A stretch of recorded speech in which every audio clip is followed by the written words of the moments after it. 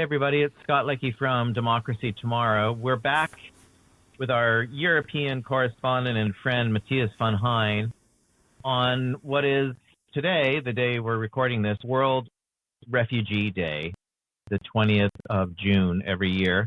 The world remembers the millions upon millions of people that are forcibly displaced from their homes. According to UNHCR, these numbers continue to climb year after year, despite efforts of that agency and many others to resolve the displacement crisis of the world. And the numbers now are truly staggering, with 123 million people officially declared as refugees or internally displaced persons. If we add to that list people who have been displaced because of climate change and other environmental factors, the numbers double, triple, or perhaps even quadruple. So we are now living through not only a crisis in terms of governance and democracy and growing autocracy and growing dictatorship, economic inequality, and the list goes on. Conflict, of course, which we'll talk about in a moment. But we're living through probably the worst displacement crisis the world has ever known, particularly since the end of the Second World War 80 years ago. This is days before. We're only 6 days away from the 80th anniversary of the founding of the United Nations and the conclusion of the UN Charter, which made so many promises about the world that was meant to come. And that entire international order is under threat now. One of the most fundamental tenets of the UN Charter is to not use force to achieve political objectives, prohibition on the use of force, and the prohibition of the acquisition of territory through violence. And as we know, in the last few days, there has been immense new violence in the perpetually violent region of the Middle East. And we thought it would be good to highlight for a few moments the recent attack by Israel on the Islamic Republic of Iran. They have their justifications and their rationale. Iran has its own point of view on that matter. But to focus particularly not so much on how the fighting is being carried out and so on, but the human cost of this. And Matthias has been in Iran. He has been in Tehran in his life several times. And this city is now home to almost 15 million people. Trump, Netanyahu, and others have indicated that it might be a good idea to flee from Tehran.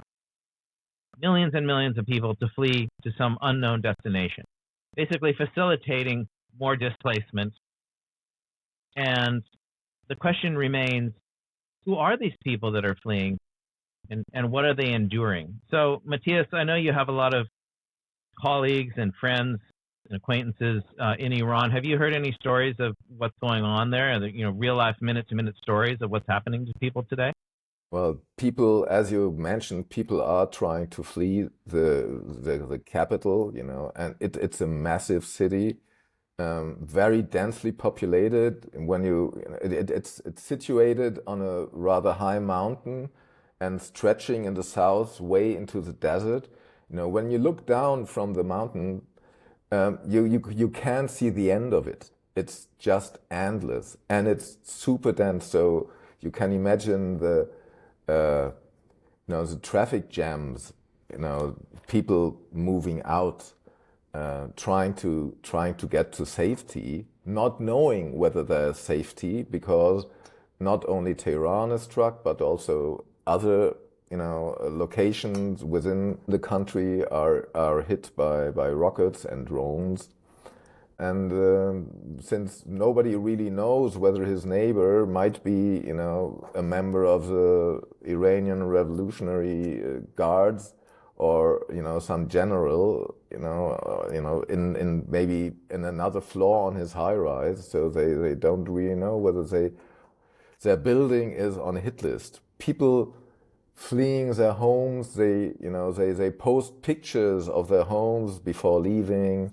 Some people stay behind, some people because they can't leave. A lot of people don't have the means to, they don't have cars, they need to work. They don't have they don't have the funds to go somewhere else. And some people stay behind, as an act of defiance, if you want. You see, actually you saw, I have to say, because the internet has shut down. I mean, we are recording this, as you said, on the 20th of June, and as of yesterday, the internet has been completely blocked. But before that, we saw a lot of pictures, people, as I said, taking pictures of their home before they left, and we also had, videos of like musicians playing music in the streets, people staying behind to work in bakeries to try to keep people feeding. As far as I can see, they have only strengthened the solidarity within the Iranian people. And I know of, I've heard from people who, for instance, they left to they are lucky because they have like a holiday home some 80 kilometers out of Tehran, and but it's now very cramped. It's not designed to house like 8 or 10 people.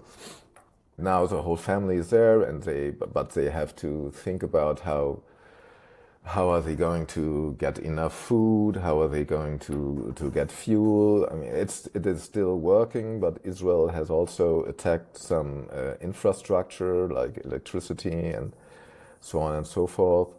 So the tension is really high. I know people here in Germany, they are actually desperate, seeing sort of their city being destroyed.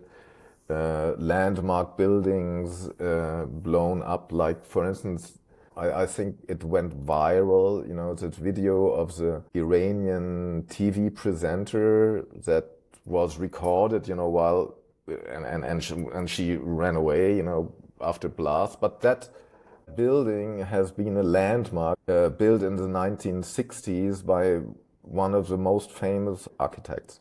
There's a feeling of loss. And as you said, people are fleeing. People are also fleeing, refugees now, going to Turkey. We have seen pictures of, lots of people crossing the border into Turkey. Iranians can enter Turkey without a visa. So, that is an option for those who can afford the trip and can afford to stay there. I don't know, in hotels or wherever. So there is suffering, a lot of anxiety, and a lot of Iranians relive sort of, and Iranians inside and outside of the country relive the trauma of the Iran-Iraq war in the 1980s, that lasted for 8 years. At the time, also with Iraqi rockets hitting Tehran, missiles, and major loss of human life. We don't have that yet, but we don't know what is to come. And a lot of people that I talk to, they are kind of desperate because they have the feeling that they are pawns in a game they have no say in. A lot of what happens hinges on the decisions of the United States government. Yeah, and a lot of people that will be watching this on TV do not have the benefit of any historical knowledge about the background to the broader conflict, right? And remember, we're talking about a country which is pretty much one of the oldest, if not the oldest, culture in the world. Persia, ancient Persia. And everything else that has happened in that place, and one of the most sophisticated countries, highly educated countries on planet Earth, some of the nicest people on planet Earth. And it's just, it's so important to remember whenever there's conflict, the minute by minute misery experienced by ordinary people like you and me, and what they have to go through in order to survive. And I think there's so much of this, creating these monster images of an entire nation and people, as if every single person, all the 92 million Iranians, are somehow evil, horrible, awful people. And it's so far from the truth, and it would be for any country, of course. These are normal people who use a washing machine just like you. These are people that drive to work in their car, who take a taxi across town, who love to go out with their friends, who are worried about their children and the grades they get in school. You name it. This is what's going on. And these are the people that are being forced from their homes due to no fault of their own. And do remember that there are a wide spectrum of political views inside of Iran. There is not universal support for the government which is currently in power. I would like to stress really, I think that's a very important point. There's a lot of opposition, to the mullahs. A lot of people hate the Iranian government, but even the opponents of the government, even you have women activists coming out and saying they definitely doesn't want to be quote unquote liberated by Israeli bombs. It's not going to work. And figureheads of some people maybe in Washington or in the US who think that they would like to see some regime change and put the heir of the former Shah of Iran in power after getting rid of the mullahs. That's a total pipe dream. He lost all, as far as I can see, he lost all credibility with the people in Iran after siding with the Israeli attacks. It's not going to work. It's rather a rally around the flag moment there. The Iranian opposition itself, they say this is not the moment for demonstrations. No, it's rather a moment of unity. Right. And, people have to remember the role of the United States historically in that country. I mean, they installed the regime of Reza Shah Pahlavi in the 1950s, I believe, who remained in power in a crude 53 all the way until the Islamic Revolution of 79, which led to his ouster, and then the of course the hostages, the American hostages, 58, I think, from memory. American embassy officials were held hostage for 444 days. How's that for memory? I did not look that up. And that was, like so symbolic in so many ways. The Americans tried to do a rescue mission, actually. Jimmy Carter did, which completely failed, which led to part of the reason why he lost so badly in the 1980 election was because of that. It was shortly before the election. And then any time there's a regime that is widely loathed and hated and who ran the country through terror, as the Shah did, backed entirely by the United States, CIA, etc., look what you get in its place. Always, time and time and time again across the world, you get even a more repressive regime that replaces it because it doesn't want to ever see that happen again. It just has a different ideological view. In this case, it happens to be, religiously oriented and so on and so forth. But you can't look at the current situation without considering the long-term historical context in which it occurs. And the same thing now, more contemporarily, with regard to the fact that there were discussions, in-depth nuclear negotiations ongoing, which were not impossible to see as potentially yielding desirable results, maybe days or weeks away from making some serious progress on this issue. And unilaterally, Israel took the decision to launch missiles into that country. From their point of view, for self-defense, the fact that you never see in the news, in the mainstream media news outlets, mention of the fact that the only country in the entire Middle East that has nuclear weapons is Israel. And it's a secret program. They've never admitted it, but everybody knows it's true. There's books written about it and so on and so forth. They have anywhere between 70 and 400 warheads, the last I looked. They're the sole nuclear power of that region.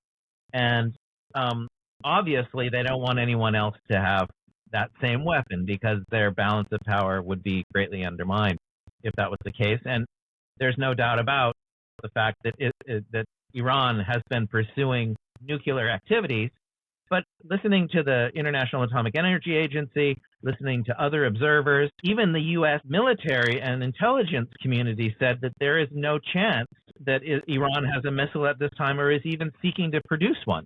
And so it's another case, exactly what happened in Iraq, of false information being presented as factual that leads to the potential for much greater military intervention by the number one backer of Israel, the United States. And those bombs that are flying from military bases or ships or wherever, planes from Israel, they're not made in Israel. They're made in the United States by United States companies. And this link between the United States, Israel, and their whole attempt to reorder the whole political structure of that region has to be seen in a larger context. I couldn't agree more, Scott, and thank you a lot for this historical context, especially pointing out the ouster of President Mossadegh, the democratically elected Iranian president in 1953 through a CIA-engineered coup. By the way, they did the same thing in Guatemala a year later with Arbenz, right? It was part and parcel of global policy by the United States. Iran was actually, like a testing case, and the playbook was used later on all over many places. But the thing is, that this democratically elected president, he had committed the crime of nationalizing the oil industry against the interests of the British.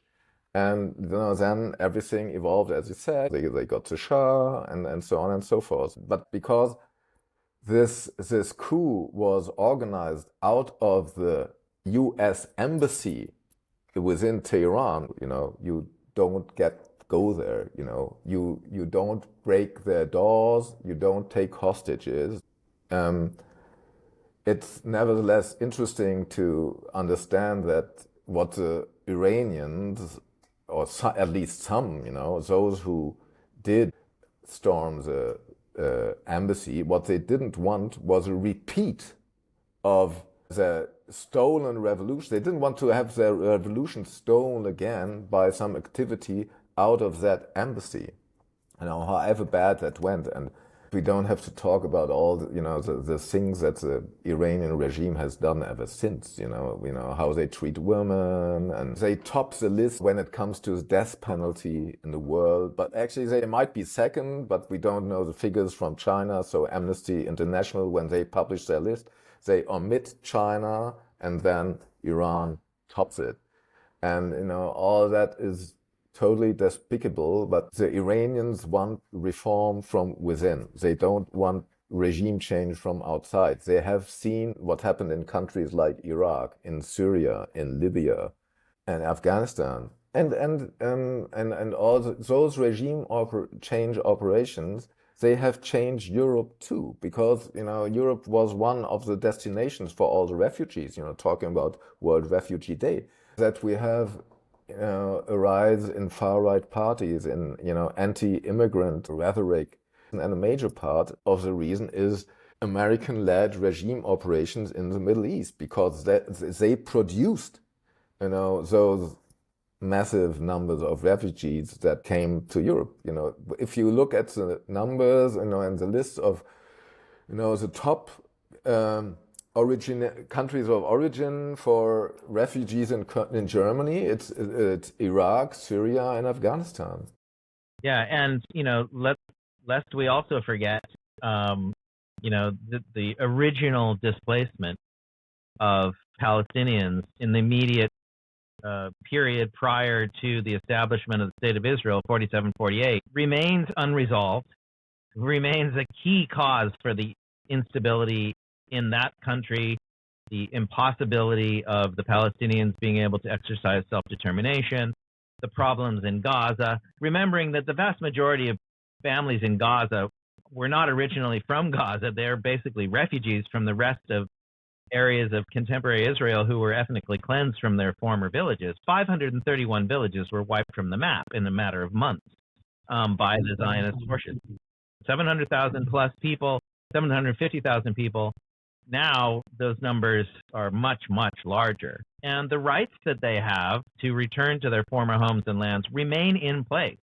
They're just unresolved restitution cases. And that's a big issue that I've worked on, and many, many people have worked on. And unfortunately, it's just repeating itself in different ways in different countries. And now the latest example is Iran, with who knows how many millions of people will be displaced in this process. Who knows what the political outcome will be in the end. As is so often the case, when you have a crisis like this, you do get, as you mentioned, this huddling around the flag, and you get many disparate forces, coalescing in a unified stance against the aggressor.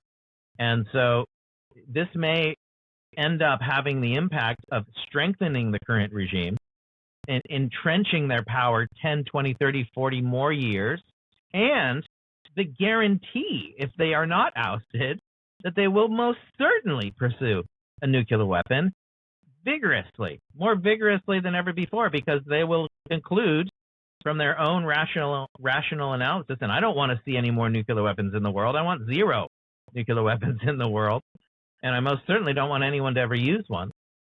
But from their point of view, they will consider this to be, a situation that almost forces them to pursue that, because they know that the path of negotiation, the peaceful discussion that could have led to an outcome acceptable to all, was completely rejected because of the use of violence. I mean, the Israeli airstrikes, as you mentioned, they didn't just attack the nuclear facilities and the top echelons of power and military in Iran, but they also basically sabotaged those negotiations. I think that might very much have been part of the plan, and it's also worth to remember that there was an agreement with Iran, the so-called JCPOA, the Iran deal, from 2015, 10 years ago,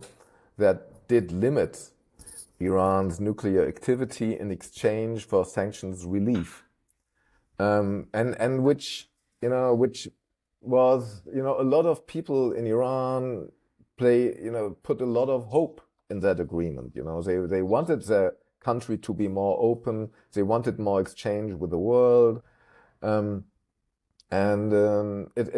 was Donald Trump who tore that agreement apart in 2018, after having campaigned that this was the worst agreement ever, and so on and so forth. And the Iranians kept their feet still, for one whole year, and then they said, okay, because we are not having any benefit of sticking to our part of the deal, so we will start, breaking our commitments in a step-by-step way, which they did, because one step after the other they started enriching, and so on and so forth. And it is true, Iran has been enriching, way too much uranium, to 60%. Apart from maybe some medicinal application for that highly enriched uranium, you don't need it at all for any civilian project. But somehow, their enrichment program, as sad as it is and as dangerous it has been proven to be, because now they are bombed for that. Foolishly, I have to say, the Iranian government regarded that enrichment program as their only bargaining chip in getting sanctions relief. And those sanctions have been crippling the Iranian economy. Iran is an economy that is actually one of the rare examples of an economy in the Gulf region that is not only dependent on oil. They have, automobile industry, chemical industry, tourism, and agriculture and all. But people in Iran have been suffering, from those sanctions a lot. Inflation has spiked. People can't afford to buy the food they want, and so on and so forth. And yeah, but actually, I'm not fully sure whether you're right with that when it comes to the positions of the mullah after a supposed end of the war, because there is a rally around the flag moment right now when they are under attack, but at the very same time, a lot of people in Iran are totally disappointed and totally dissatisfied by their government because they can't keep them safe. They have totally failed to keep to keep their population safe, which should always be the number one priority of any government, and they didn't. And I think there might be demonstrations once this is over. Who knows? I mean, we could have a situation like Syria, where literally without warning, suddenly everybody just from the regime just fled. I mean, that could happen. Or they could become more entrenched, or they could become reformists. The reformers could take over, and they might find that a more democratic system in which everybody participated actually helps build a better Iran than other systems. And that would be wonderful. That would be a great outcome. My personal guess is a bit more pessimistic. I see a chance that there will be rather some kind of military rule, so it might still be a dictatorship without the theocracy element in it. They might skip that, be more pragmatic. But I don't know. Yeah, I mean, who knows? Who knows?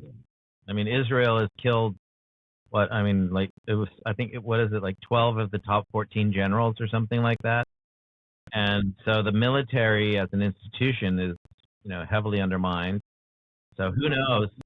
Who knows, because very often in these institutions, the top people are kind of sclerotic, and the next level people who are now coming up, they might be smarter. So could go both ways. I think the important point for now is, again, to think about the ordinary people of Iran, the ordinary people of that entire region. We are not talking about esoteric concepts here. Including actually the Israeli people, who also suffer, that Israeli people, Palestinian people, Gazans, Iraqis, Saudis, it doesn't matter. It doesn't matter, They're all human beings, and they want exactly what you and I and everyone listening to this wants in their lives. And the amount of unnecessary suffering that they're forced to endure because of decisions made far, far away is just completely and utterly unacceptable. And we have to try to stand in the shoes of those people and really understand that prevention is always better. And we can't keep having armed conflict after armed conflict and expect the situation to somehow be rosy afterwards. People don't forget. As a former German politician once said, I can't recall his name right now, but the quote was, it's better to negotiate 100 hours than to shoot for 1 minute. Absolutely. And absolutely. I very much go with that one. One of the greatest lessons I ever had in my political life was when I lived in Deutschland, in Germany, when I was 19 years old, which was only 30 plus years past the end of the Second World War, well, closer to 40, but still not that far off, but one generation, 1.5 generations. And discovering the depth of PTSD, which wasn't even a thing at that time, but it was PTSD that pervaded the entire society for decades and decades and decades, because not of what was done to them, but because of what they did. And, one of the first German sentences I ever learned, wir haben das nicht gewusst, or das wussten wir nicht, We didn't know. We didn't know what Hitler was doing. We didn't know what the Nazis were doing. We just thought that they wanted security and safety and stability in society. We didn't know. They knew. Of course they knew. Everybody knew. And this process of collective trauma, which takes decades to overcome, is something probably, very unfortunately, that Israel itself is going to endure once the crisis period is over, and they suddenly realize, oh my goodness, our guys did that to these people. And that's not something you get quickly over either. You know, when you're in the heat of the moment, the toxic cloud of violence is just, weighing heavy on all activity. And so just people need to get along, man. It sounds very quaint and very cute, but that is the bottom line. We are all human beings on the single planet. We were all born in the same place. We're all going to die in the same place. Let's make it as good as we can and not use violence. The entire international legal order is premised on the non-use of force. And we need to go back to those lessons of history and know that once the first rock is thrown, there's probably going to be more thrown right back at you, and the list goes on and on and on. So, remember the ordinary people of today, Iran. Remember displaced people everywhere. And if you want to do something to think about Iran today, I would recommend, you might have other recommendations, I would recommend looking up the movies of Jafar Panahi, the great Iranian director who's so amazing, and watch his films. They're all available online. Tehran Taxi, for instance, is a great movie. And another one, he was repeatedly banned from producing films, and he was in prison for a period. He's just won the Palme d'Or, I think, right, in Cannes for his most recent film. But when he was banned from making films, the judicial order said, you shall not be allowed to make any films for a period of 5 years or something like that. He promptly went out and made a film that he called This Is Not a Film. Brilliant. So little tricks like that, so clever. So watch films of his. I think he has one called The Cherry Tree. Was that his also, The Cherry Tree? Not sure. I can't remember. But he is very productive, despite all these bans, and the way he portrays Iranian people, and everyday life situations is really brilliant. Yeah, The Curtain was one, Behind the Curtain, also just totally worth seeing. And it's not Panahi, I forget the director, but that film, The Separation, that's very famous, beautiful Iranian film, and also the second film that director made with the same acting group. Phenomenal in just showing it is just like anywhere else. There's little changes here. The government's weird, or people have little customs that you might not be used to, but basically they're just like us. So let's remember that. These are ordinary people who deserve respect and the full enjoyment of all human rights, and certainly peace. Let's pray for a peaceful outcome of this current conflict, and hope that reason will prevail, and that calmer minds prevail, and that we can find a way forward that ensures a better future for everyone. So with that, thank you, Matthias, again for all your insight today from Europe. Well, speaking about Iran. Thanks for having me. And of course, please subscribe if you can. Please like, tell your friends, and we'll be back soon. Thanks for watching. Take care.